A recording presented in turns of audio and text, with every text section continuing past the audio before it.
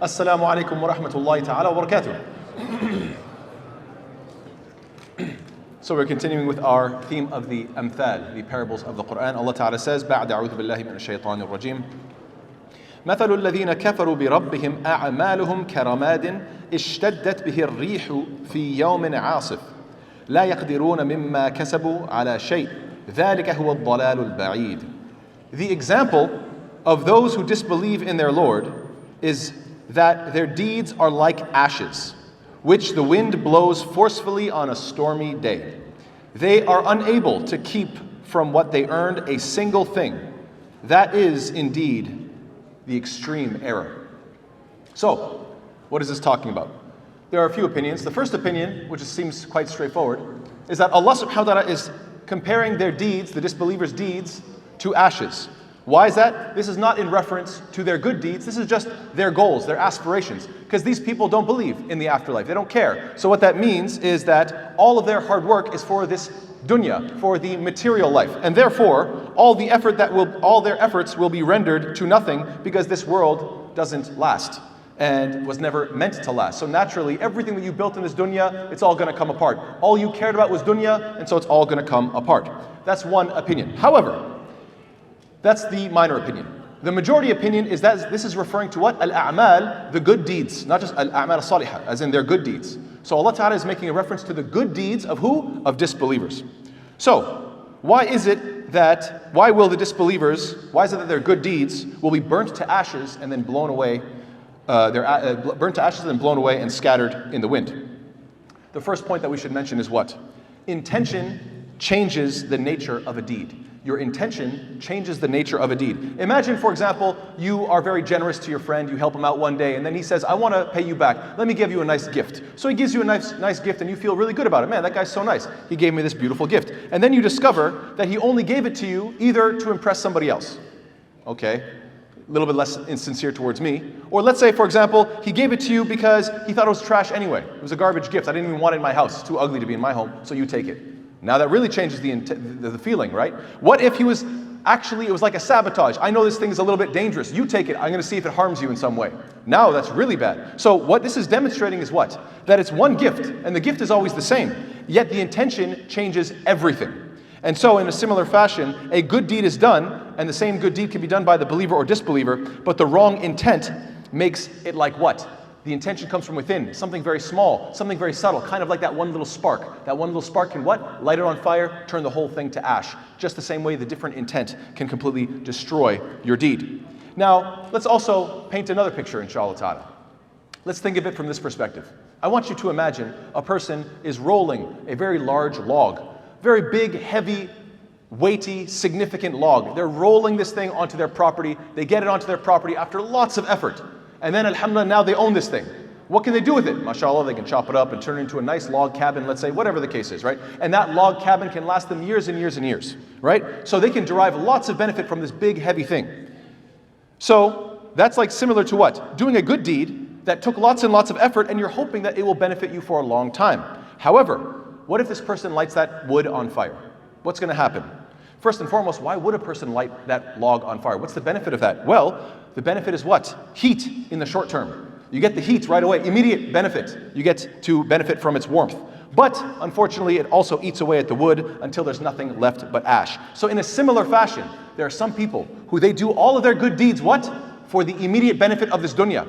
Why? Because they don't believe in the akhirah. They don't care about the afterlife. And the Prophet ﷺ says about these people, إِنَّ الْكَافِرَ إِذَا عَمِلَ حَسَنَةً أُعْطِمَ بِهَا طُعْمَةً مِنَ الدُّنْيَا. The Prophet ﷺ tells us that when a disbeliever does a good deed, he is made to taste it in this dunya. Allah Ta'ala is going to make sure every good deed that you did when you were charitable and kind and generous, you're going to get all that reward in dunya. Therefore what? When you come to the akhirah, you have nothing to do with me. You never intended to do it for the sake of Allah, therefore you get nothing in the akhirah. We know this from the hadith, the famous hadith. I'm sure we all know. The first three people to be judged are who? Somebody help me out. First three people to be judged on the Yawm al-Qiyamah are who? So the hadith goes, number one, martyr, right? The one who died fi sabilillah. Right? And then, Ya Allah, I died for your sake, I was martyred for your sake. No, you're a liar. You did it why? So people would say that you're brave. So that's like what? I wanted the immediate benefit. I was only thinking about dunya. Big log, lots of work, really heavy. But guess what? You turned it into ash. You just benefited in the dunya from the heat, you got nothing from it. And then the second one is what? The alim, the qari, the shaykh.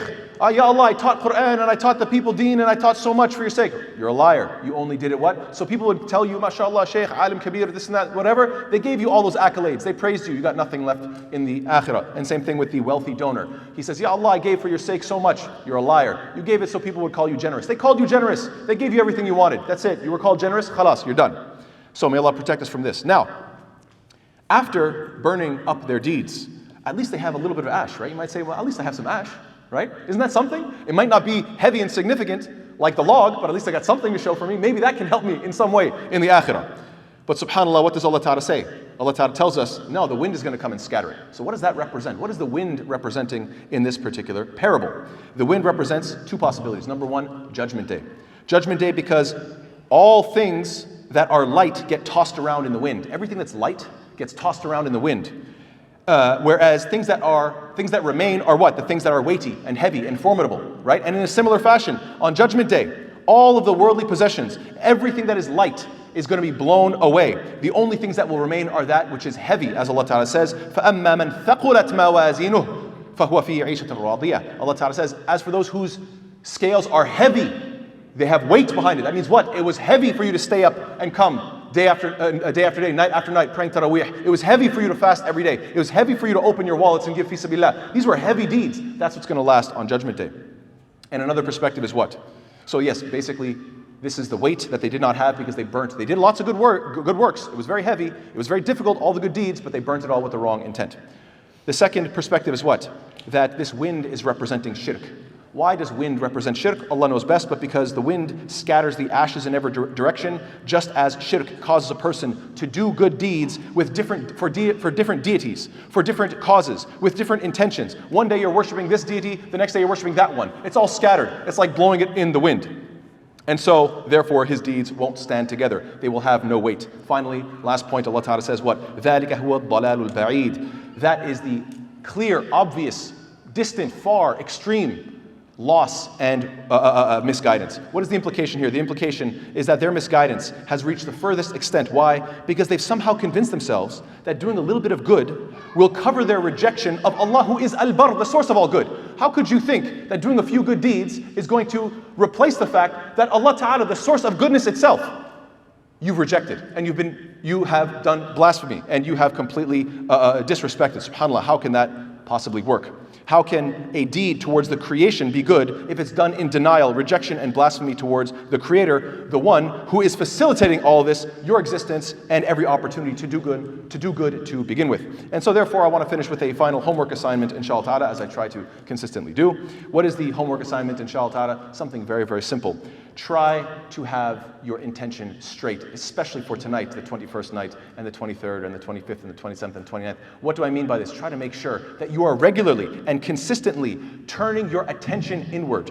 That you are what? You are developing a sense of presence of mind. And ask yourself, why am I doing this? Keep on renewing your intention. Keep on refocusing your objective behind tonight and each of these last 10 nights, inshallah ta'ala. Yes, starting a good deed with sincere intention makes it a lot easier to continue that good intent, inshallah ta'ala. Why is that the case? Because even when the road becomes difficult and even when you get distracted, you can always go back to why you started. Why did I come here tonight? Why am I doing this? Why am I praying salah and reading Quran and making dua? Always come back to your original intention. As the expression goes, when you feel like quitting, remember why you started. When you feel like quitting, remember why you started. May Allah ta'ala make us of those who are sincere. May Allah ta'ala make us of those who do not turn tonight into just a social night full of just laughter and eating and goofing around. Yes, there's nothing wrong with being social, there's nothing wrong with laughing, but subhanAllah, tonight is a night of worship. May Allah ta'ala make us sincere and make us focus on turning tonight into a night of worship. Ameen ya Rabbil Alameen. Jazakallahu khair. Wassalamu alaikum wa rahmatullahi wa barakatuh.